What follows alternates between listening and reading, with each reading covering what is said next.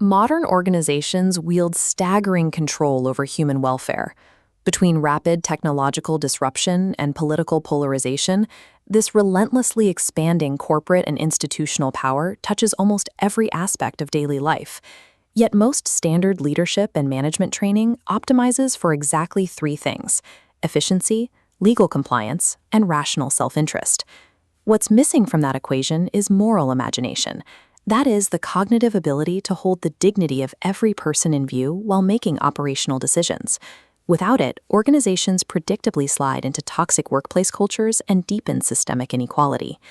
The Benefit Ethical Framework offers a hard-coded architecture for leadership, drawing on 7 historical pillars: benevolence, empathy, nonviolence, equity, flourishing, integrity, and transparency. As toxic cultures and rising inequality demonstrate, technical competence alone cannot prevent institutional decay.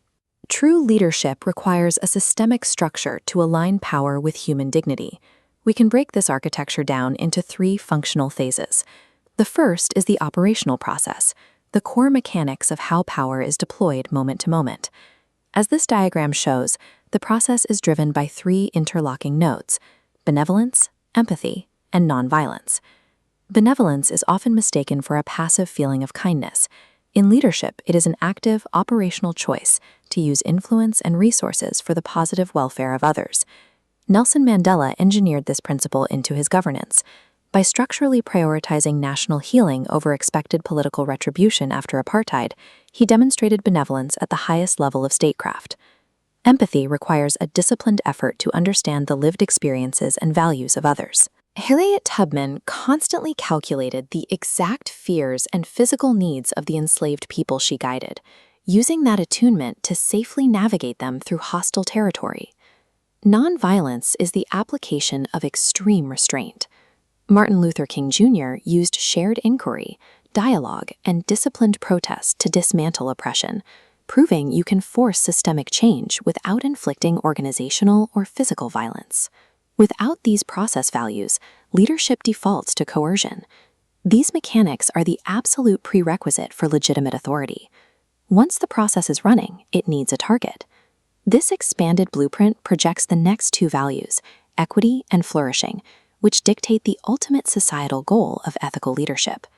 Baseline equality is statistically insufficient when people start from vastly different positions. Equity is the active dismantling of systemic barriers to ensure fair access to resources and power. Susan B. Anthony spent her life confronting deep-seated gender discrimination, engineering equity directly into civic expansion to secure universal voting rights. Flourishing pushes the organizational goalpost past mere survival or economic output. It is the holistic realization of human potential, intellectual, emotional, and moral. This photograph from the Truth and Reconciliation Commission shows Desmond Tutu facilitating systemic healing. His post-apartheid framework centered justice entirely on the complete restoration of human dignity, the definition of social flourishing. A moral process without a clear vision of equity and flourishing simply maintains the status quo. You have to know what you are trying to build. To keep the mission from decaying, the architecture requires an immune system. This diagram shows integrity and transparency forming a rigid protective ring around the previous 5 values. Integrity is the strict alignment of values and actions. It demands 2 specific practices: truth-seeking, to see reality clearly, and truth-speaking, to communicate it honestly, even when it costs you. Harriet Tubman demonstrated absolute integrity. She maintained unwavering consistency and moral coherence while operating under lethal, constant risk. Transparency is structural openness. It guarantees participatory accountability by intentionally inviting public scrutiny of decisions, rationales, and their impacts. Jacinda Ardern utilized this during periods of severe national crisis, relying on highly accessible open communication to keep the public informed and unified. Without integrity and transparency acting as an anchor, visionary leadership inevitably collapses into self-dealing and public distrust. Process, vision, and safeguards.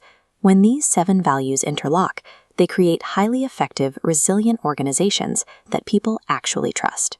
The system contrasts the traditional view of leadership as an accumulation of elite, centralized power a model currently cracking under the weight of global complexity.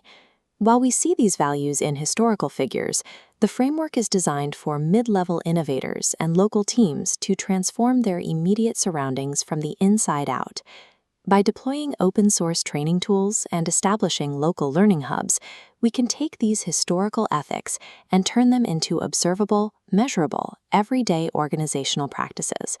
Transformational leadership is a replicable, applied science, a method for utilizing power for the ultimate benefit of all.